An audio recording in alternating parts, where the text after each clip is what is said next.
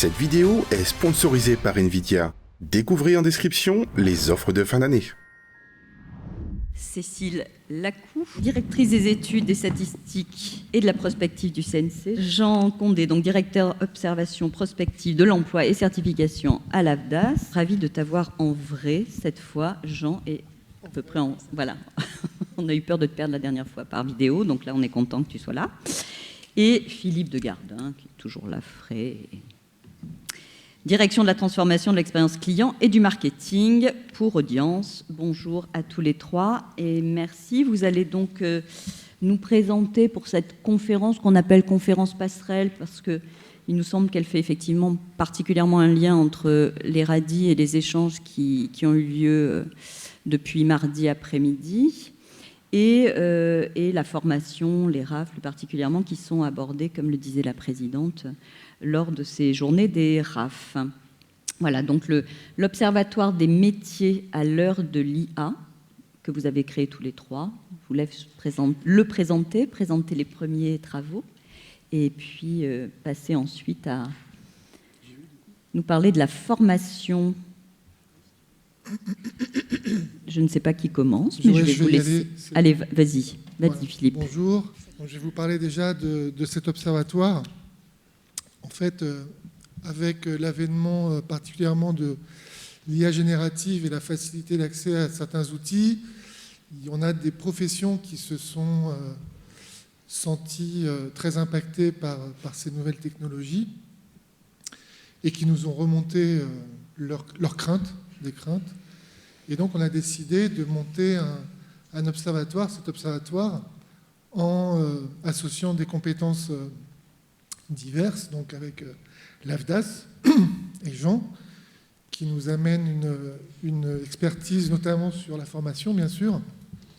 Le CNC, avec Cécile, qui nous apporte une expertise sur la connaissance du secteur et des données sur la conjoncture des secteurs associés à l'image, et Audience, donc par mois, qui amène des données sociales, donc qui permettent de mesurer l'évolution de l'emploi sur certains métiers. On a fait jusqu'à présent, donc le but c'est d'apporter un éclairage le plus factuel possible sur l'évolution de ces métiers et de voir si on peut mesurer un impact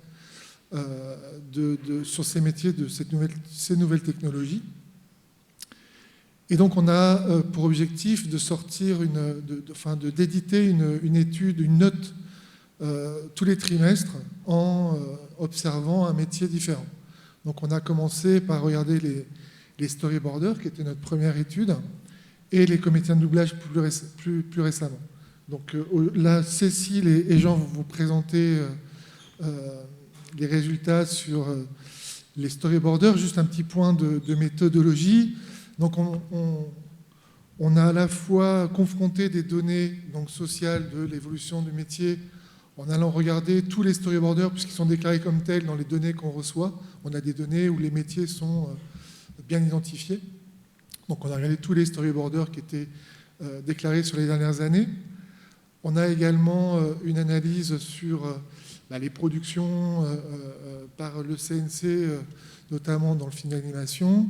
Et on a fait également procéder à des interviews, des interviews avec des professionnels de la profession pour voir leur ressenti. Donc voilà, il y a 6 entretiens sur les storyboarders et qui permet d'avoir une vision assez complète sur la chose. Voilà, donc je laisse Cécile commenter les... Juste un tout petit complément, bonjour à tous, pour expliquer pourquoi est-ce qu'on a choisi les storyboarders. Il y a eu une étude qui a été réalisée en 2024 au CNC par Bearing qui a fait une cartographie des métiers de l'audiovisuel et du cinéma et qui en fait pointait les risques de chevauchement et d'automatisation sur certains métiers. Donc voilà, on a traité en priorité les métiers qui étaient à haut risque d'automatisation et d'impact fort sur les compétences. Bonjour à toutes, bonjour à tous. Donc effectivement, comme tu le disais Jean, les storyboarders faisaient partie des métiers dont nous imaginions qu'ils seraient parmi les plus impactés par l'IA. Et c'est ce qu'on a voulu objectiver à travers les données d'audience. Et vous voyez ici qu'en réalité, Mais c'est une profession qui se porte plutôt bien puisque quel que soit l'indicateur que l'on prend, il affiche une certaine croissance, que ce soit les effectifs, c'est la courbe que vous voyez, que ce soit le nombre d'heures travaillées, ce sont les barres que vous voyez, il y a une croissance sur la période entre 2018 et 2024. En 2024, vous le voyez, on comptait 719 storyboarders contre 514 en 2018, donc c'est une croissance quand même importante de 40% en termes d'effectifs. Le nombre d'heures travaillées, il a augmenté encore plus fortement de 44%, pour passer, vous le voyez, de près de 300 000 heures à 433 000 heures, ce qui fait que si on regarde le nombre moyen d'heures travaillées par storyboarder, là aussi, il est en légère hausse, de 586 heures en 2018 à 602 heures en 2024, et même chose pour la masse salariale qui a suivi et qui a également fortement augmenté sur la période. Alors de 2018 à 2021, vous voyez qu'il y a en fait deux périodes, une très forte croissance 2018-2021, une croissance un peu ralentie à partir de 2021. De 2018 à 2021, la croissance des storyboarders, ce métier-là, elle s'explique assez aisément. On avait un contexte qui était quand même très porteur pour l'animation, avec notamment une activité de prestation qui s'était fortement développée en France. Nous, on le voit à travers les projets étrangers qui bénéficient du crédit d'impôt international. Et ces projets d'animation étrangers, donc fabriqués en partie en France, avaient vu leurs dépenses doubler sur la période, donc plus 116% à presque 185 millions d'euros en France en 2021. Donc une activité de prestation qui s'était fortement développée en lien évidemment avec les investissements des plateformes, et puis également une production française aidée qui était toujours aussi dynamique avec un pic en 2021. En revanche, à partir de 2022, la situation des storyboarders, elle se décorrèle avec celle de l'ensemble du secteur de l'animation, puisque vous le savez, le secteur de l'animation connaît une crise depuis 2 ans environ. Une crise qui est d'abord le fait justement de l'éclatement de cette bulle d'investissement des plateformes, et donc de la contraction de la prestation. Et là aussi, on le voit très bien, nous, à travers les dépenses en France des projets bénéficiaires du crédit d'impôt international qui ont baissé pour la première fois en 2024 de 14%. Et puis, pareil, pour la production française aidée, on a eu 2 années, 2022-2023, en dessous. Enfin, dans des cycles bas, on a toujours des cycles bas et des cycles hauts, c'est normal, mais des cycles bas marqués, notamment en 2022. Donc c'est ce que vous voyez ici, quand on regarde les effectifs de l'animation en bleu clair, globalement ils étaient en croissance entre 2018 et 2022, hors année 2020, année de crise sanitaire, mais depuis 2022, ils ont baissé d'environ 10%, alors que dans le même temps, les effectifs de storyboarders ont continué à croître de 4%. En tous les cas, donc vous voyez que la situation pour les storyboarders est plutôt favorable. Nous, ce qu'on voit ici, c'est qu'on ne voit pas d'impact négatif significatif de l'IA sur l'emploi des storyboarders. Et Jean va nous expliquer pourquoi. Oui. Ouais, merci Cécile. Donc, on a complété l'analyse quantitative par des entretiens auprès de storyboarders, de responsables de storyboarders, de directeurs de studios. Et en fait, tous les entretiens viennent confirmer l'hypothèse selon laquelle il y a eu un impact résiduel, voire inexistant, de l'IA sur les storyboarders. Alors, les entretiens nous permettent également d'identifier certains facteurs qui expliquent ce caractère très limité des impacts. Le premier d'entre eux est le caractère éminemment créatif de ce métier et l'interaction, la collaboration qui existe entre les storyboarders et les metteurs en scène. On pourrait penser, a priori, puisqu'il s'agit d'un métier, en tous les cas en termes de classification, qui est un métier technique, que le storyboarder va simplement retranscrire la vision, le projet du metteur en scène. En réalité, quand on rentre un peu dans l'activité, quand on pose la question, qu'on s'intéresse au fonctionnement, eh bien, ce sont des métiers qui sont très imbriqués et le storyboarder joue un rôle extrêmement important pour déterminer les meilleurs plans, pour déterminer les toniques narratifs d'un programme. Il va aussi contribuer largement au style pictural et in fine aux émotions que va pouvoir procurer le programme à son public. Et il est à ce titre un travailleur artistique et créatif et réalise par conséquent des tâches qui sont très difficiles d'accès à l'intelligence artificielle. Et puis de façon un peu plus prosaïque, on peut aussi pointer que tout simplement l'intelligence artificielle n'est pas aussi efficace que l'humain sur ces tâches-là. on aurait pu s'attendre hein, effectivement à ce que, puisque l'IA sait faire des images et des dessins et que le storyboarder par définition a comme rôle de réaliser des images et des dessins, eh bien l'IA serait plus efficace et tendrait au remplacement en fait, du travailleur du dessin. En réalité, juste sur le plan quantitatif, eh bien, le storyboarder qui est donc, par fonction, hein, à la tâche par fonction de réaliser rapidement une retranscription picturale de la vision du metteur en scène, etc., est capable de produire jusqu'à 60 plans par jour. Si on essaie de se figurer ce qu'il faut faire pour réaliser 60 images par jour avec une IA, sachant que pour une image conservée, on va en jeter plusieurs dizaines, ça c'est déjà pas mal documenté, on arrive très vite à la conclusion qu'il n'y a pas de gain de productivité direct sur ce métier-là. Donc là, ça vient battre en brèche hein, toutes les hypothèses technicistes et technosolutionnistes qui sont sous-jacentes à toutes les méthodes prospectives qui nous conduisent à penser que l'IA va remplacer l'homme. En réalité, eh bien, pas toujours. La machine n'est pas toujours plus productive que l'homme. En tous les cas, ce n'est pas le cas dans ce métier-là. Alors, on va bien sûr avoir des utilisations pour des tâches annexes, la recherche esthétique, rédaction de mails, etc. Mais pour des tâches cœur de métier, très peu. Très peu. On a eu des tests, mais souvent, ça a été assez rapidement abandonné. Et puis, il y a des problèmes juridiques hein, qui persistent et les studios se refusent à partager le fruit de leur travail ou de leur réflexion à des LLM qui, dans le cloud qui pourraient réutiliser ou faire fuiter des données. C'est un risque non négligeable. Un autre facteur, hein, des processus de production ancrés, des cultures professionnelles et une méfiance partagée. Donc là, ça c'est plutôt au niveau culturel que ça se passe. On a des professionnels qui se décrivent eux-mêmes comme étant artistiques et créatifs. Et le fait d'envisager d'utiliser une technologie qui viendrait empiéter en fait, sur des tâches qui relèvent de leur cœur d'activité sur le plan de leur ethos professionnel, donc je me définis comme étant storyboarder parce que je suis créatif, eh bien ça contrevient complètement en fait, à la nature même de leur travail. Et donc d'une certaine façon, ils ne sont pas prêts d'utiliser un outil qui viendrait leur substituer en fait, cette tâche-là et viendrait empiéter sur leur fierté professionnelle, l'identité, le sens qu'ils donnent à leur boulot.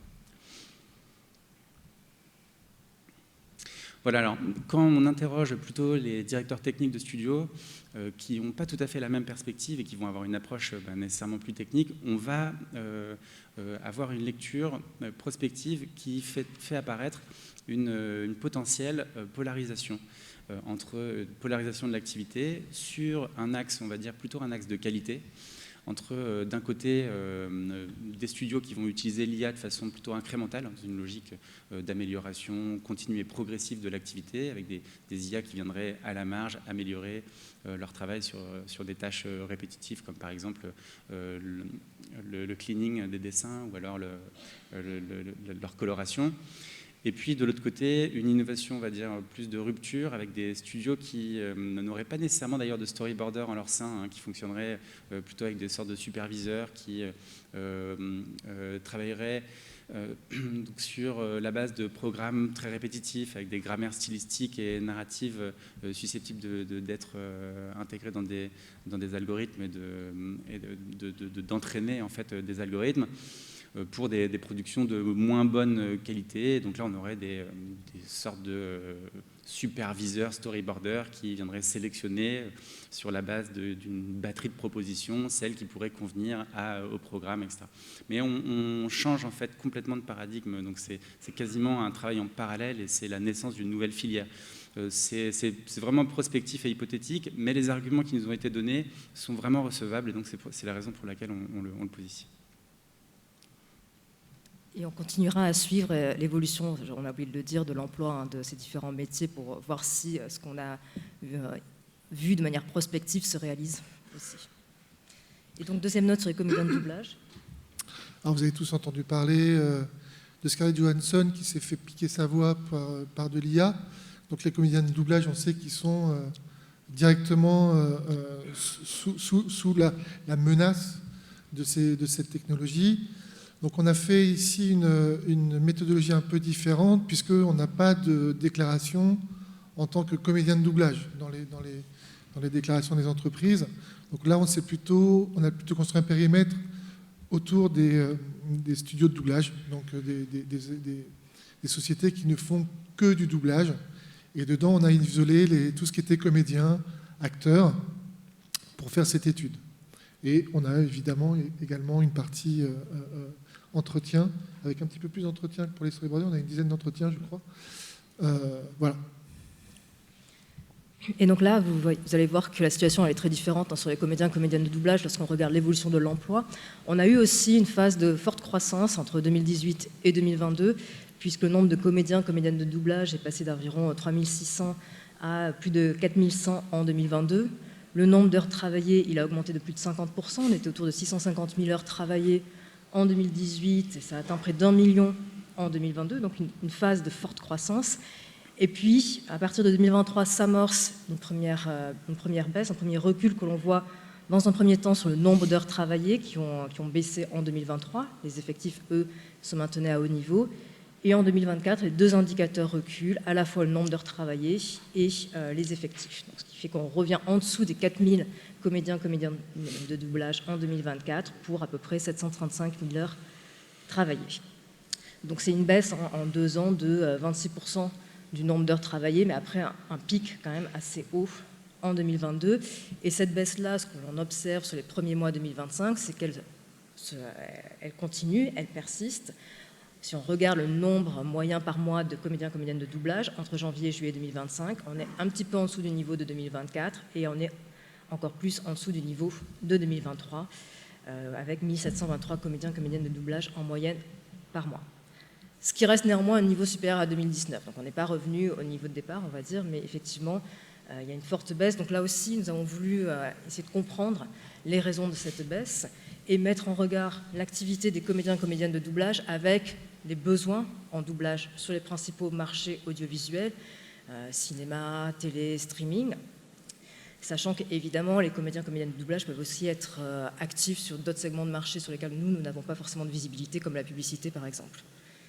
Mais en tout cas, sur ces principaux marchés, ce qu'on voit, c'est que ces évolutions de l'emploi des doubleurs-doubleuses est fortement corrélée à la demande côté streaming, côté plateforme, puisque vous voyez que le nombre de séries commandées, c'est le premier graphique, entre 2019 et 2022 par ces plateformes avait fortement progressé sur cette période-là.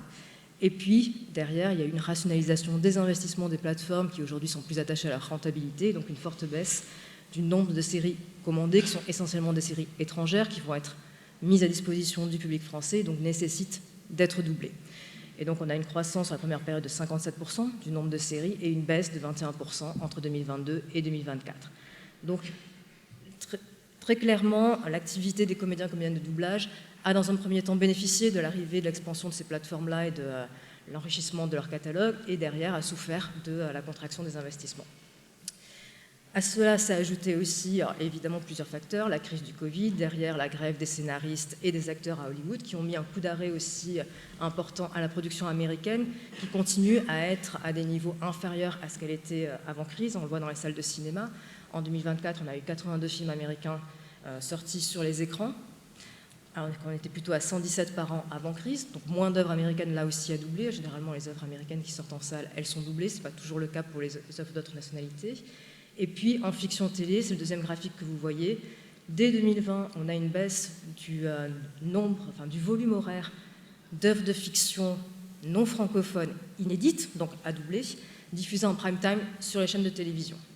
Et cette baisse-là, elle s'intensifie en 2024, ce qui fait qu'on a à peu près 223 heures de fiction non francophone qui a dû être doublée, donc, parce qu'elle était inédite et diffusée en prime, alors qu'on était à presque 370 en 2019. Donc c'est une forte baisse là aussi, de 40% par rapport à 2019, donc une moindre demande de doublage.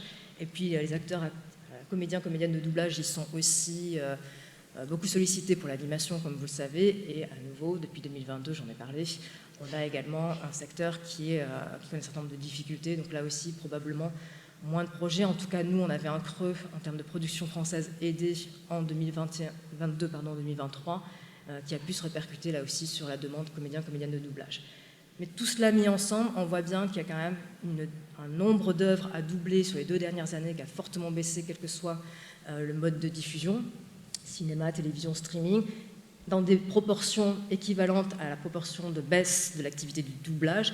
Et donc pour nous, cette baisse de l'activité du doublage, elle est d'abord le fait de cette conjoncture-là, plus que d'un effet à date de l'IA, je dis bien à date, mais là aussi Jean va vous l'expliquer. Ouais, donc cette hypothèse-là est largement confirmée par les entretiens qu'on a menés. On a un peu plus d'entretiens cette fois-ci, menés auprès de cadres, de dirigeants ou cadres dirigeants de studios, de boîtes de production, et avec des syndicats de comédiens et puis des associations de défense des comédiens de doublage aussi. On avait une représentation quand même assez étendue aussi de la chaîne de production, qui nous permet de nous rendre compte que les effets de l'IA sont quand même prégnants, mais distribués de façon inégale sur la chaîne de production, et que ça va beaucoup dépendre de la nature du programme. Donc, si, je vais le dire juste après, l'adaptation et le doublage sont largement préservés pour le moment, les métiers plus techniques en amont de la chaîne de production, donc la détection et la traduction, sont quant à eux directement impactés. Ça vient du niveau de maturité technologique, de la reconnaissance d'image et de la traduction. Ça ne date pas de l'IA. L'IA joue un rôle d'accélérateur, mais c'est une dynamique en fait, qu'on connaît depuis une vingtaine d'années. Donc là, ce qu'on observe, c'est un durcissement des conditions de travail, une intensification du travail, donc davantage de tâches dans des temps impartis qui ne varient pas, pour des rémunérations stagnantes, voire baissières. Alors, pour l'adaptation et le doublage, là, on a des entretiens qui confirment les effets très marginaux de l'IA, y compris par les défenseurs des comédiens de doublage eux-mêmes, qui reconnaissent que les effets sont pour l'instant difficiles à observer. C'est la dimension artistique et créative de ces métiers-là qui constitue une barrière à l'impact de l'IA sur leur métier. Il faut avoir conscience que l'adaptateur, il doit considérer le transfert en fait, d'une langue cible, d'une langue vers une langue cible, en considération de références culturelles, de références internes et externes, tout ce qui est formule idiomatique, le sujet de l'humour, etc. Tout ça dans un environnement extrêmement contraint, la contrainte de la situation d'énonciation, la contrainte de la mise en scène, etc. Donc il est toujours en train de devoir faire des compromis qui doivent respecter l'identité artistique de l'œuvre, la cohérence narrative, la cohérence scénaristique. Tout ça, il doit le faire dans un temps extrêmement restreint. Bon, vous voyez bien que c'est compliqué à faire pour une IA de considérer autant de variables. C'est la raison pour laquelle ils ont encore de beaux jours devant eux.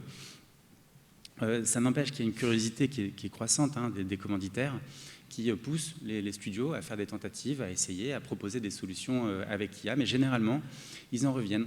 On a des cas où on a des productions qui ont été faites avec IA, et puis finalement, elles sont refaites. Elles ont coûté 3 fois moins cher, mais finalement, elles sont refaites au prix fort parce que la qualité n'est pas au rendez-vous. Alors, on dit en France parce que dans d'autres pays, on va voir que ça se passe un peu différemment. Le cas français est particulier. On a une filière du doublage qui est extrêmement développée, une qualité des comédiens de doublage et du doublage en tant que tel qui est très élevée, reconnue à l'international. Bon, c'est pas le cas. Et puis, une habitude du public aussi. C'est pas le cas, par exemple, en Inde, aux États-Unis. Alors, en Inde, il y a tout un tas de dialectes, je ne sais plus combien exactement, mais il y a vraiment c'est extrêmement important dans ce pays d'avoir une unité linguistique autour des films qui créent la cohésion nationale. Donc là, on va avoir en fait un doublage qui, tant pis, c'est un petit peu moins bon, mais ça reste quand même nécessaire parce que les moyens ne sont pas au rendez-vous et puis la culture de doublage n'est pas la même. Donc on va avoir des usages quand même, on en observe, on nous en a décrit, qui sont à la marge de l'activité économique audiovisuelle, enfin de l'activité audiovisuelle dominante. Donc par exemple, en phase de prévente, comme une sorte de prototype pour présenter un programme, un documentaire dans la langue cible, par exemple à la BBC en anglais, à moindre frais. Et puis aussi pour valoriser des fonds de catalogue, alors des fonds de catalogue qui ont déjà été valorisés, qui n'ont plus de valeur marchande, ou alors pour les ouvrir à des publics qui ont une autre langue cible, donc, généralement en passant par des chaînes YouTube. Et donc là, on va parler souvent de public de niche, mais bon, public de niche plus public de niche plus public de niche, ça finit par faire un public qui génère un revenu et qui valorise donc des problèmes qui ne sont plus valorisés. Et puis, donc ça, on le redit, on l'a déjà dit tout à l'heure pour les storyboarders, mais on a des programmes d'animation qui s'adressent en priorité à une population donc jeune, souvent preschool, et là, donc, elles sont désignées comme étant plus acceptants, et les enfants de 2 à 4 ans se rebellent moins quand la qualité des programmes qu'on leur propose baisse en qualité. D'ailleurs, ils ne s'en rendent même pas compte. Et puis aussi pour automatiser la production de contenu marketing sur les réseaux, etc. Mais ça, vous avez tous pu constater ça. Ouais.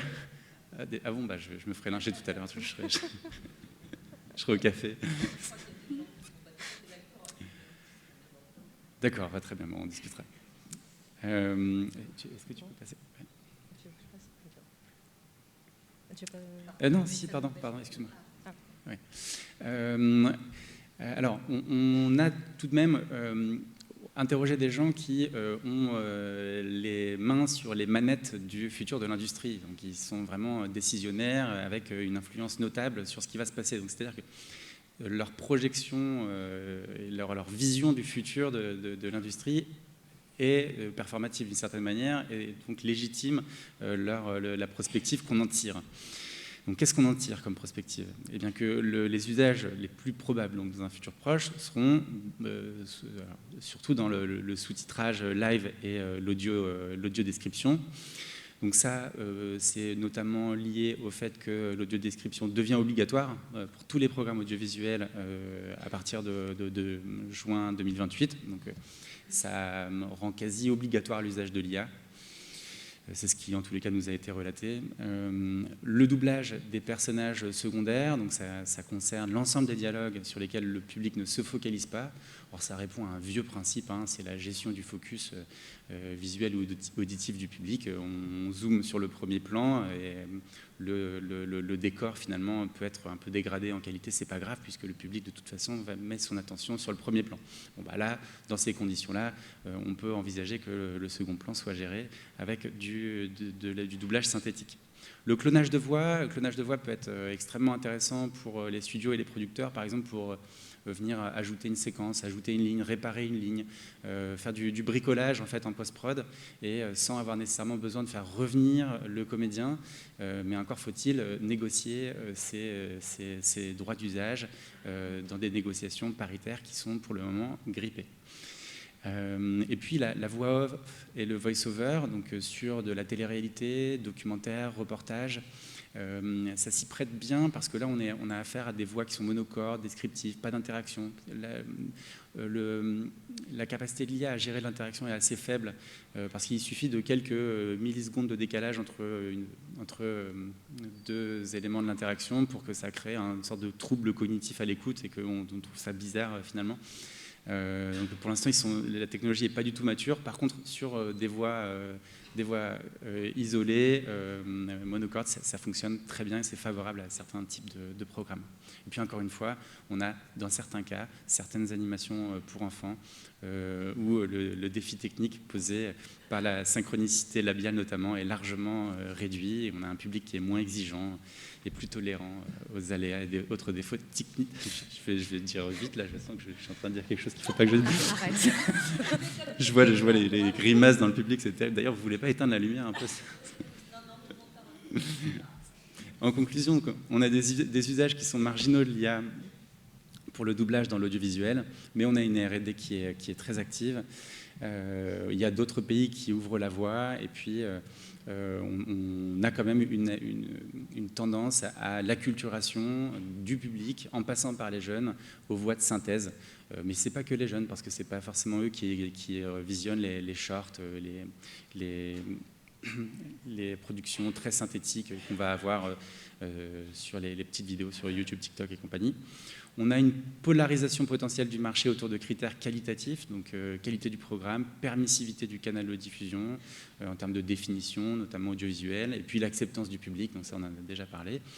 Et puis un développement de l'usage de l'IA qui va être dépendant de différents facteurs, donc facteurs structurants, les négociations paritaires. J'en profite pour glisser sur le deuxième point, le cadre réglementaire qui a eu une décision du tribunal de Munich la semaine dernière qui condamne OpenAI pour violation du droit d'auteur. en rejetant l'exception du traitement expérimental de données. Donc c'est une jurisprudence européenne qui, je vous conseille de regarder ça. Il y a une autre décision à Londres le 5 novembre. Ça va vraiment dans le sens des ayants droit.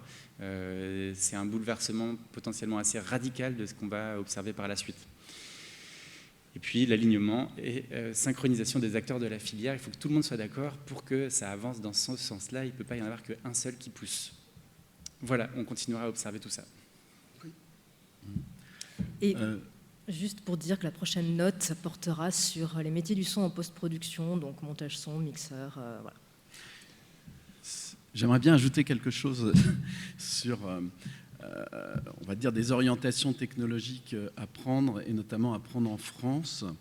C'est très important qu'on développe nous-mêmes nos propres systèmes et surtout qu'on ait une action à long terme, même si aujourd'hui, on va dire, c'est pas du tout satisfaisant sur ce qui est fait. Je pense par exemple à la voix d'Alain Dorval. Je pense que vous avez entendu tous Aurore Berger expliquer quand même qu'elle ne retrouvait absolument pas les intonations de son père, et on a tous pu constater que c'était vraiment pas bon.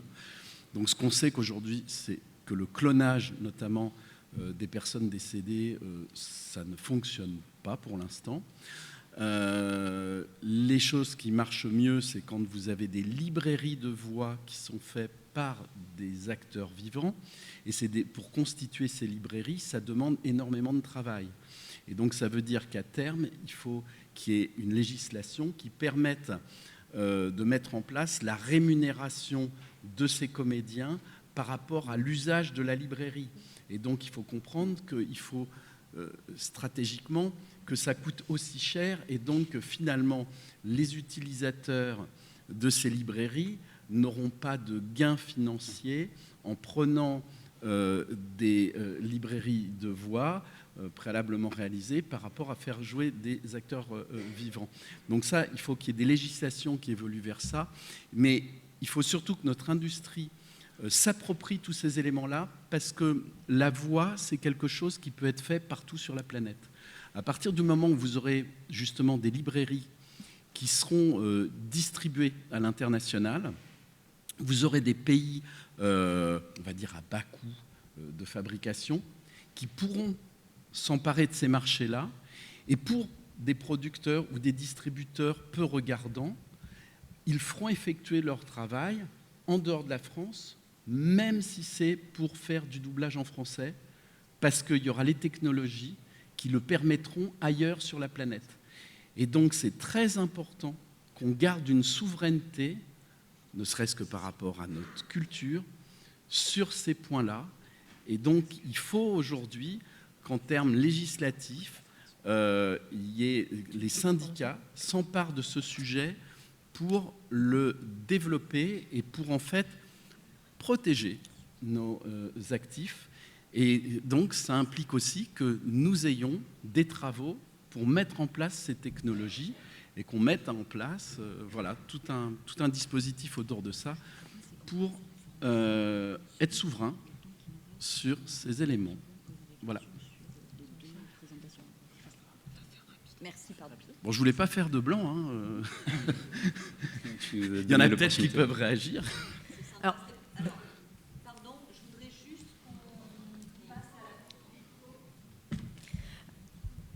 Pardon, c'est vrai que c'est moi d'habitude qui dis ça aux gens.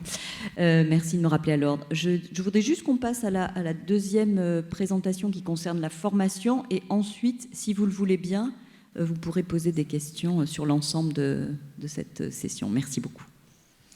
Alors, rassurez-vous, on va essayer d'être assez court. De toute manière, ce sont des résultats très préliminaires à ce stade de cette nouvelle étude que l'AFDAS, le CNC ont mènent et ont confié à l'Institut CMI, qui concerne donc les formations IA dans les secteurs du cinéma, l'audiovisuel. Ça comprend bien évidemment le jeu vidéo.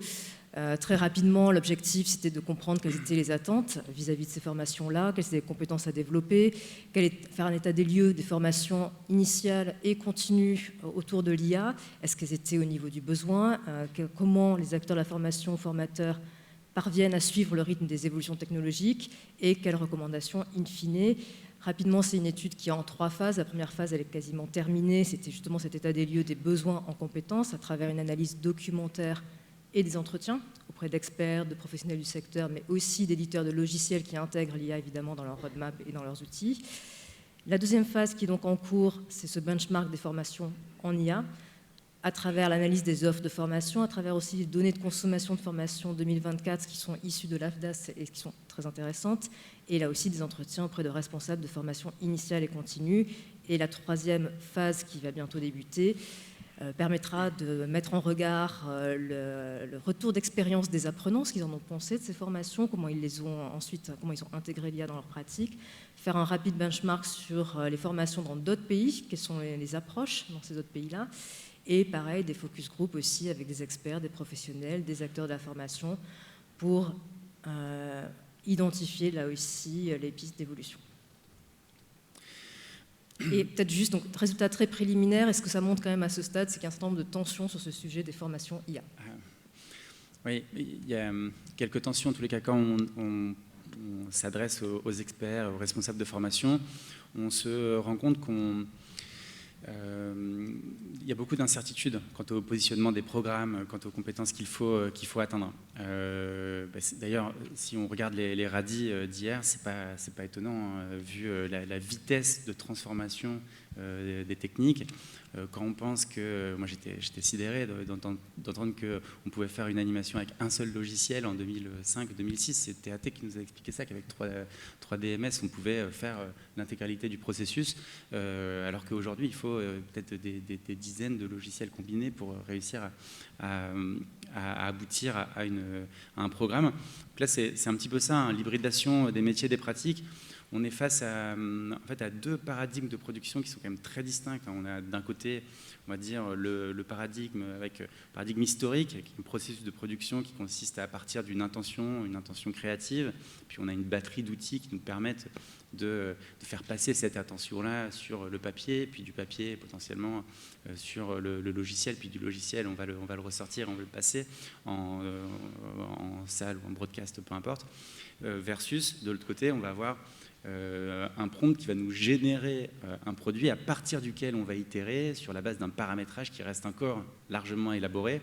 On a ce que j'appelle un changement depuis le contrôle du geste vers la gestion du contrôle, et ça implique pas du tout la même façon de penser le métier, pas les mêmes professionnels, et ce sont des tâches qu'il faut réussir à poser dans les pipelines, à des endroits qu'il faut réussir à identifier, et de tout ça, il faut réussir à en extraire en fait des projets pédagogiques, des programmes de formation, et puis il faut déjà s'en faire même une idée sur le plan quasiment philosophique.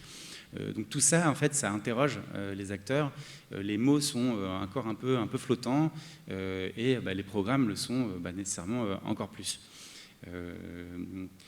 Voilà, on a cette évolution depuis des grands LLM sur lesquels on allait écrire un prompt et puis obtenir un produit. Aujourd'hui, ça fonctionne peut-être différemment avec ce sont des écosystèmes techniques avec des plugins qui s'agencent les uns aux autres avec des enjeux de versionning hyper complexes dont on a parlé pendant les radis. Et puis tout ça, ça va être géré dans des plateformes qui sont créées pour... Là, ça dépasse mes compétences, mais en tous les cas, on a bien vu hier toute la complexité qu'il y avait derrière ça et les enjeux qu'il y avait autour de cette question de la polyvalence et de l'hyper-spécialisation. Quel type de profil est-ce qu'il faut aujourd'hui pour réaliser ce type de projet-là? La question se pose à peu près à tous les étages chez les acteurs qu'on a rencontrés. Alors, on a des débats sur les prérequis de l'IA. Jusqu'où est-ce qu'on doit pousser les fondamentaux de l'IA sur le plan technique? Alors je pense que le niveau de la granularité de la difficulté est quasiment infini. Tout le monde s'accorde à dire qu'on a besoin d'une certaine base de compréhension du fonctionnement, notamment des réseaux de neurones, pour pouvoir ne serait-ce qu'interagir avec les IA de façon à pouvoir obtenir une production souhaitée. Maintenant, voilà, il faut réussir à mettre le curseur au bon endroit, et on va avoir des écoles, des positionnements qui sont différents à cet égard. Le savoir-faire traditionnel, c'est quelque chose qui est posé comme étant vraiment un enjeu d'importance. tous les acteurs professionnels vont réclamer des élèves qui ont un socle de connaissances historiques solides, sur lequel on va pouvoir ajouter des compétences techniques qui relèvent de l'intelligence artificielle générative, mais à la base, il faut être capable de faire ce qu'on était capable de faire il y a 20 ans, si vous me comprenez. Donc, avec la maîtrise des outils legacy et puis maîtrise des compétences de base. Et puis la question de l'œil, la place de l'œil critique, bien faire le distinguo entre ce qu'on va réussir à produire sur le plan artistique avec une IA générative et sans IA générative. C'est-à-dire qu'on en discutait hier avec un des dirigeants de TAT qui disait bah oui, les gens maintenant, c'est vrai qu'il y a une grande démocratisation, il y a un grand accès, l'accès a été démultiplié à la création. Maintenant, il suffit qu'on fasse bouger l'acide à l'entrée de la production pour que ça change complètement finalement la création. Donc on voit finalement le caractère très ténu, la finesse du rôle qu'on joue en tant qu'artiste ou en tant que créateur quand on interagit avec une IAG. Donc ça implique d'avoir un œil critique. Plus, je me permets de dire le dernier point sur les enjeux transversaux. Tous sont d'accord sur le fait qu'il faut sensibiliser, ils le font tous aux enjeux juridiques et sur la propriété intellectuelle. Les professionnels, leurs attentes concernant par contre une formation sur les enjeux éthiques et environnementaux, on va dire que c'est plus limité. Donc il y a encore pas forcément une prise de conscience que c'est aussi important là-dessus. Et donc effectivement, ce qu'a fait CMI, ils ont commencé à analyser les formations et leur intégration de l'IA, et notamment dans les formations initiales auprès de près de 40 établissements de l'enseignement supérieur. Donc l'intégration de l'IA se voit à travers 3 niveaux. Un premier niveau, c'est le fait de développer des initiatives pédagogiques ou de sensibilisation autour de l'IA, c'est essentiellement des conférences. Ça peut être aussi une journée d'expérimentation, mais globalement, ça va rester au niveau de conférences. Un deuxième palier, un deuxième niveau, ça va être la mise en place de modules de formation explicitement orientés IA dans les formations initiales existantes, donc c'est un module. Et puis le troisième niveau, c'est plus rare, c'est la mise en place de parcours spécialisés innovation et IA, donc des masters dédiés, ou en tout cas où l'IA fait partie intégrante de la formation. Et ce qui est intéressant ici, c'est qu'on voit le positionnement à nouveau très hétérogène des écoles, et notamment le fait qu'on a quand même un tiers de ces établissements-là qui n'affichent pas ce qu'ils font, comment ils abordent l'IA au sein de leur programme, ce qui ne veut pas dire qu'ils ne font rien. En réalité, souvent, il y a des conférences où ils ont évidemment, ils abordent l'IA dans leur formation, mais ce n'est pas visible, c'est quand même un tiers de ces établissements-là. Et c'est aussi parce que certains ont un petit peu peur des réactions que peuvent avoir les étudiants, parce que les étudiants veulent d'abord apprendre certains étudiants veulent d'abord apprendre des savoir-faire traditionnels artisanaux, et c'est quand même toujours leur angle, et peuvent être hostiles à l'utilisation de l'IA, donc du coup ce n'est pas affiché. Donc ça c'est déjà assez intéressant je trouve à voir. Et puis pour les autres, on va avoir un degré d'intégration très variable. Un tiers d'entre eux vont faire des conférences, oui, mais vont assez peu aller au-delà, ils vont avoir 1 ou 2 modules éventuellement orientés IA, et puis à l'inverse, un tiers de ces écoles d'enseignement supérieur qui vont fortement intégrer l'IA, qui vont complètement l'assumer, qui vont même le revendiquer et qui vont avoir des modules très orientés IA, qui vont même mettre des masters IA, etc. Donc des approches là encore très, très différentes.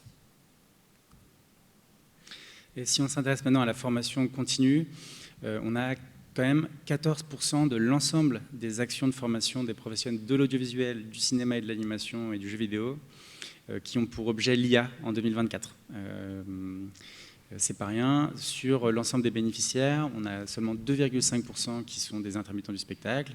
Ça concerne 317 sociétés et 114 organismes de formation. Donc en 2024, sur les 4200 actions, on en a 90% qui relèvent de la sensibilisation, qui font avec une durée moyenne de 9 heures, et 10% qui vont être plus longues et qui répondent à des besoins métiers spécifiques du secteur. Et peut-être juste un mot là-dessus, là aussi, ce qui a pu nous interpeller, c'est que c'est beaucoup des grandes sociétés de télédiffusion qui vont former l'ensemble de leurs salariés, ils vont mettre en place ce genre de formation IA, mais vous voyez le taux auprès des intermittents du spectacle qui est très faible, 2,5%, et ça rejoint un petit peu aussi le baromètre des usages que nous menons au CNC, où on voyait bien que très peu de professionnels, de scénaristes, de réalisateurs étaient formés à date sur ce sujet de l'IA ou avaient suivi une formation autour de l'IA. Ouais. On retiendra en 2 secondes, on retiendra que si on fait un zoom sur les formations qui sont les formations longues, cœur de métier, ça reste quand même assez large, hein, ça concerne beaucoup de monde, c'est pas ciblé sur un métier en particulier, les prérequis sont très généraux et on va avoir plutôt une focalisation sur la technique, donc Midjourney, ChatGPT, etc. Voilà, donc, et on a peu de certifications, peu de formations qui délivrent des certifications. Alors brièvement, là aussi, hein, toutes ces formations, qu'elles soient initiales ou continues, posent un certain nombre de questions, un certain nombre d'enjeux et de défis qui ont été soulevés par les acteurs que CMI a rencontrés en entretien. Déjà, c'est comment actualiser le contenu des offres au rythme de l'innovation, sachant qu'il y a des développements des outils, des offres en cascade quasiment chaque semaine, donc comment on actualise le contenu de ces formations. Ce sont des formations qui ont dépassé le stade théorique, qui sont plutôt sur une mise en pratique, qui ont une visée opérationnelle. Donc comment on utilise les solutions, mais il y a tout un enjeu pour beaucoup d'organismes de formation de ne pas être dépendant d'un outil. Il ne s'agit pas de savoir utiliser Midjourney, il s'agit de savoir utiliser un outil d'IA qui permet de reproduire des images. Donc comment on apprend le prompting, comment on apprend à utiliser ces outils, comment on prend en compte les biais. Et puis également, un troisième enjeu, c'est la formation aussi des formateurs. Le fait qu'ils soient toujours à la pointe de ces sujets-là, donc ça veut dire qu'ils doivent constamment assurer une veille, constamment se former. Alors ces formations-là, des formateurs, parfois c'est l'établissement l'institution qui le porte, mais parfois c'est délégué aux formateurs, charge à eux de continuer à se former. Donc il y a beaucoup de formats collaboratifs, de groupes WhatsApp, de mutualisation de support de cours, d'échange de bonnes pratiques, etc. Mais évidemment, c'est tout un enjeu pour aussi avoir quelque chose à apprendre aux apprenants et notamment aux jeunes apprenants. Et donc, in fine, tout cela génère, c'est des surcoûts à gérer. Alors, il y a un coût par rapport aux licences, parce que pour pouvoir apprendre à se servir de certains outils, généralement, les formations vont souscrire à des licences et permettre à leurs apprenants d'avoir un usage illimité au moment de la formation de ces outils-là. Ça a un coût. Il y a un coût de la veille, évidemment, qui est indispensable. Et puis, le fait qu'on ne peut pas capitaliser sur le contenu d'une formation, parce qu'il faut constamment le renouveler. C'est un organisme de formation qui nous disait que le formateur envoie tous les 3-4 mois un nouveau programme. Donc, difficile à rentabiliser, entre guillemets, en tout cas capitaliser sur ces offres de formation. Alors, pour l'instant, il n'y a pas d'alerte sur le modèle économique de ces formations, parce qu'en général, elles sont assez coûteuses. Donc, du coup, ils s'y retrouvent. Mais voilà, ça pose quand même un certain nombre de questions par rapport à tout ça. Si on veut laisser un peu de temps pour les questions. Voilà, merci. Et donc j'arrive à la conclusion, tu vois, de dire qu'il y a donc toutes ces étapes que je vous décrivais au début qui sont en cours, et donc ça permettra d'approfondir évidemment ces premiers résultats. Merci beaucoup. Questions, remarques? Bonjour et merci pour la présentation. Camille Campion, Creative Seeds et collectif Creative Machine. J'ai rapidement 2 très courtes questions. Une première question qui porte sur la présentation de l'analyse des métiers. Est-ce que donc on est sur une analyse vraiment orientée animation. Ce serait possible aussi de porter cette analyse du métier visé et en les comparant dans les différents secteurs, institutionnels, clip, publicité, etc. Parce que voilà, nos métiers, on est souvent obligé de migrer d'un secteur à l'autre et donc voir l'impact en fonction du secteur, pas seulement par exemple en termes d'attente publique comme pour les enfants. Et l'autre aspect, c'est on voit qu'il y a un prochain métier qui va être évalué, comme les technologies vont très vite. Et est-ce que, par exemple, des collectifs comme le nôtre pourraient travailler avec vous pour accélérer aussi ce processus d'analyse, voir plus de métiers, travailler ensemble sur benchmarker les différents métiers qu'on pourrait analyser dans l'animation 3D et autres, pour voir comment on pourrait travailler sur les différentes métriques que vous pouvez sortir dans vos data, que ce soit audience, ABDAS, etc. Et nous, peut-être vous faciliter le travail d'entretien et faciliter l'interaction avec des artistes. Creative Machine fait partie du consortium de prestataires qui nous aide à réaliser en fait cette étude. Sur les formations. Sur les formations, oui. Ouais. Donc c'est pour ça d'ailleurs qu'on les a sélectionnés, parce qu'on savait que vous étiez très très bien positionnés pour nous aider à comprendre ce qui est en train de se tramer. Donc voilà, c'est l'expertise, c'est en partie la vôtre. Sur la première partie de la question, je peux juste donner un exemple, peut-être. On a une école qui nous a expliqué en fait que ça je trouve ça vraiment intéressant. C'est une école d'audiovisuel et de cinéma que donc Publicis, donc agence de publicité, vient chercher leurs jeunes talents, on va dire, pour prendre des stages tout de suite en fin d'études. pour constituer des tracks parallèles en fait, à leur chaîne de production classique, où ils vont réaliser tout en concurrence avec les équipes internes en IA, pour vraiment voir en fait, comment ça fonctionne, etc., en sorte d'équipes proto-bêta-test, voire en équipes qui sont déjà constituées. Donc j'ai l'impression, effectivement, peut-être pour aller dans le sens de la remarque, que côté de la publicité, il y a peut-être moins de garde-fous, une pression économique supérieure, et donc ça avance plus vite, quoi. Il y avait pas mal de recrutement à cet endroit-là. Il y avait un bras qui se levait, une main qui se levait. Il va falloir faire très court parce qu'on est déjà un petit peu en retard et on va continuer à parler formation professionnelle. Merci de faire une question courte. Je vais très rapide, c'est une petite remarque. Je travaille à Steam Studio, ici, hop là, là-haut. Pour les formations, je vois un petit paradoxe quand même qui va arriver, c'est que si on met les mains dans n'importe quel logiciel d'IA aujourd'hui, on voit qu'il y a une prise en main très rapide. Donc, est-ce qu'il y a vraiment besoin de l'intégrer dans une formation? Je ne sais pas trop. Et surtout, c'est 5 ans, les études en moyenne en France, ou 4 ans. Ça bouge tous les 3 mois, tous les 6 mois. Donc, je ne sais pas vraiment s'il y a un intérêt aujourd'hui pour les formations de temps avancé sur l'IA, alors qu'encore une fois, généralement, c'est des logiciels où on plug une image avec 3 options dedans. Moi, je suis plutôt pour l'IA, hein, je ne suis pas sceptique là-dessus, mais je pense qu'il y a une vraie dissonance et un paradoxe naissant. Formez-les pas à des logiciels d'IA où il y a une prise en main de 15 secondes, alors qu'ils ont des formations de 5 ans. Alors effectivement, c'est un point qu'on va adresser évidemment dans l'étude parce qu'on voyait beaucoup aussi d'auto-formation, donc sans forcément nécessairement passer par des formations classiques ou parce qu'il y a aussi en ligne plein de moyens de se former soi-même. Donc c'est un point qu'on a évidemment identifié. Je sais pas si ouais, mais c'est ce qu'on disait tout à l'heure.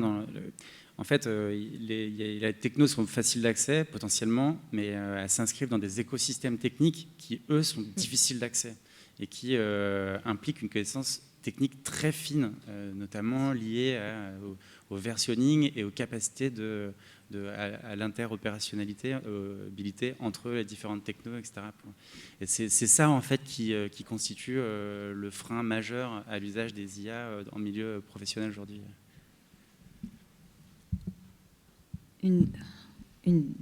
Alors, ouais, là, pardon. Oui, bonjour, Jean-François Ramos, Isart Digital. Juste, donc nous, on a mis en place une formation autour de l'innovation, et dans laquelle, évidemment, il y a de l'IA. Je ne vais pas rentrer dans les détails, parce qu'il y a beaucoup de questions, vous en avez soulevé beaucoup. Je voulais juste faire une petite remarque, c'est qu'on parle beaucoup d'éthique, de légal, tous ces aspects que vous avez soulignés, mais je trouve qu'on ne parle pas assez de philosophie et de design thinking. C'est-à-dire qu'en fait, il y a aussi cette philosophie de... quand on fait que de l'IA, on perd un peu le cheminement, l'itération, c'est-à-dire un peu l'accident plutôt. Et donc nous, on donne des cours autour de ça. C'est-à-dire qu'en fait, philosophiquement parlant, c'est quoi l'IA? Est-ce que je dois m'en servir ou pas? Est-ce que je ne dois pas d'abord parler avec des gens et ensuite me servir de l'IA? Et aussi, voilà, cet aspect de penser mon contenu et d'y mettre les outils qu'il faut. Les IA en font partie, mais des fois pas. Voilà, je voulais juste... apporter une petite remarque. Je suis vraiment d'accord avec cette remarque-là et le fait qu'il faut appréhender le changement de paradigme que constitue le fait de travailler sur la base d'une génération faite par quelqu'un d'autre que soi-même, avec un changement d'orientation de l'intention. Et ça, c'est philosophique. Il faut l'intégrer parce que pour l'instant, ça passe sous les radars. On a l'impression que c'est la même chose, alors que c'est pas du tout la même chose. Oui, moi j'avais une question rapide sur la formulation que vous utilisez dans votre étude. C'est qu'on a parfois la sensation que vous validez un certain nombre d'informations que vous donnez. Or, je sais que ce n'est vraiment pas votre rôle, mais je me dis, s'il y a des gens qui lisent votre étude et qui voient écrit dessus CNC, AFDAS, et en fait, vous constatez que, par exemple, l'IA serait aujourd'hui tout à fait possiblement employable pour du doublage de dessins animés pour enfants. Comment quelqu'un qui lit ça ne se dit pas « Ah bah tiens, bah oui, vous avez l'air de valider cette information, bah tiens, oui, on y va ». Donc je rejoins un peu ce qu'a dit Jean-Christophe Ramos juste avant. C'est comment mettre en avant le fait qu'en fait, il y a certaines pratiques qui sont possibles, mais est-ce qu'elles sont souhaitables? Comment rendre compte justement de ce débat entre professionnels? Puisque ce n'est pas votre rôle de donner votre avis, évidemment, mais comment faire en sorte que les gens ne se disent pas que vous validez une pratique qui semble inéluctable? Alors, effectivement, on n'est pas là pour J'en profite juste pour dire, présentez-vous s'il vous plaît quand vous posez une question. Non, mais... Anna Mouchez, Miam. pour porter un jugement là-dessus, et alors, à mon sens c'était assez clair, mais peut-être qu'on le clarifiera, de dire de manière prospective qu'est-ce qui peut se passer.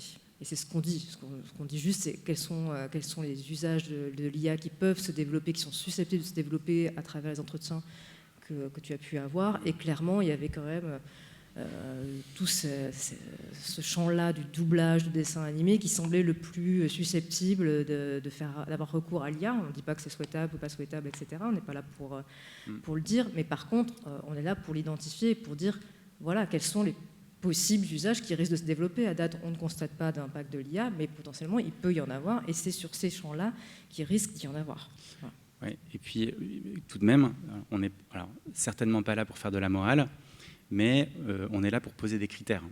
Et quand on dit qu'on a une polarisation du marché qui s'effectue sur une base de certains critères, qui sont la permissivité des canaux de diffusion, l'acceptance du public, par exemple, on instruit, on alimente la capacité aussi du lecteur à se faire une opinion basée sur sa morale.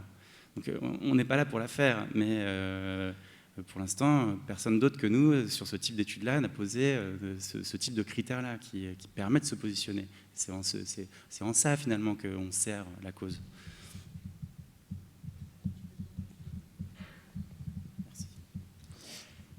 Bonjour, Cédric Chapelot pour la CNT, donc syndicat anarcho-syndicaliste de salariés.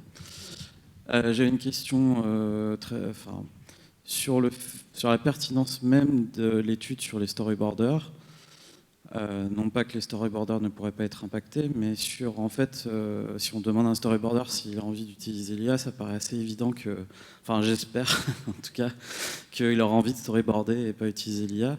Et sur cette pertinence-là, en fait, moi j'ai pas mal de retours de réalisateurs ou de producteurs qui demandent à des réalisateurs ou des superviseurs de générer eux-mêmes des concept art, par exemple, et de se passer de concept artistes. C'est une étude qui a été faite en Californie, notamment dans le VFX, sur les concept artistes. Sur la pertinence même des storyboarders, c'est certainement un métier qui effectivement sera peut-être impacté. Mais sur les concept artistes, pourquoi vous avez rejeté cette... Enfin, pas forcément rejeté, mais pourquoi... Rejeté, on s'est concentré sur les storyboarders. Ouais. Le concept artiste, je ne sais pas s'ils sont identifiés dans tes bases, les concept artistes. Voilà. C'était juste qu'on s'était concentré sur les storyboarders, il n'y avait pas de notion d'exclure tel ou tel métier. On fait famille de métiers par famille de métiers, ce sont aussi les données disponibles côté audience. En tout cas, je trouverais pertinent pour les prochaines, peut-être, de voir aussi les métiers qui sont à côté et qui pourraient éventuellement remplacer. Parce qu'en fait, aujourd'hui, il y a pas mal de créatifs qui, en fait, ne se passent pas de certains corps de métier parce que ces corps de métier-là ont une expertise à donner.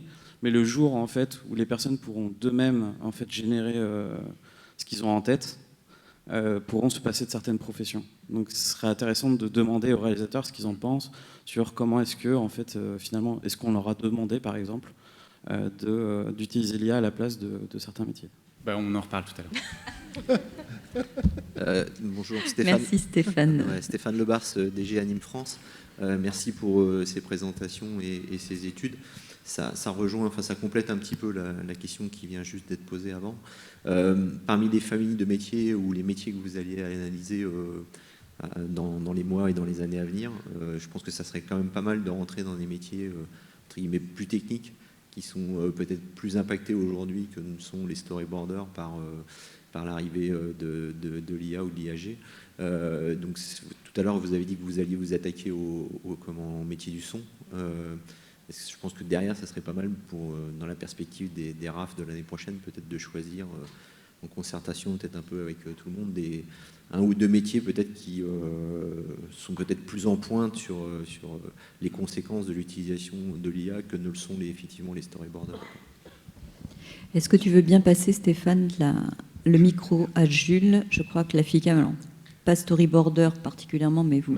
Merci beaucoup Véronique. Bonjour à tous. Donc, Jules Gontier pour la FICAM, notamment en charge des questions relatives au doublage. Donc c'était plus pour une petite précision donc, sur le doublage et l'IA, et aussi pour répondre à Stéphane. Donc ça fait maintenant bientôt 3 ans qu'on est en égo sur la question, une égo très compliquée, tripartite, avec donc d'une part les commanditaires de doublage qui est un groupe assez hétéroclite, vu qu'il y a les chaînes françaises, les majors traditionnels et les plateformes. Les comédiens de doublage, d'un côté, donc représentés par leur syndicat, et la FICAM, qui représente les entreprises de doublage de l'autre. Donc, il s'est passé pas mal de choses en 3 ans. Aujourd'hui, à l'heure actuelle, la négociation a été mise en stand-by volontairement par certains syndicats de comédiens. Donc, il n'y aura pas d'avancée à court terme, mais il y en aura forcément dans les prochains mois, et donc on sera sûrement en mesure de vous en parler au prochain RAF.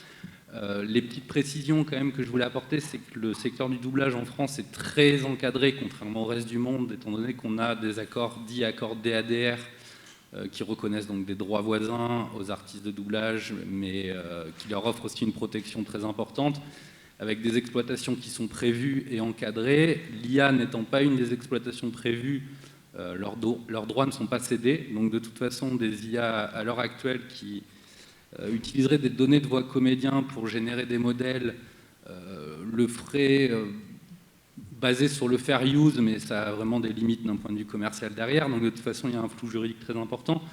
Ce que je voulais préciser aussi, c'est qu'on a parlé de doublage, mais en réalité ces accords, dans les faits, s'appliquent aussi aux premières voix dans l'animation, donc en fait ça concerne plus ou moins toutes les voix de l'animation française, qu'elle soit venue de l'étranger ou qu'elle soit en création française originale. Donc voilà, c'est une question qu'on suit énormément, et donc il y a en effet un gros travail syndical et côté patronal et côté salarié qui a commencé et qui va continuer, et voilà, on suit de très près cette question. Merci. Merci, on espère qu'on pourra en rendre compte donc l'année prochaine, par exemple. On se donne rendez-vous.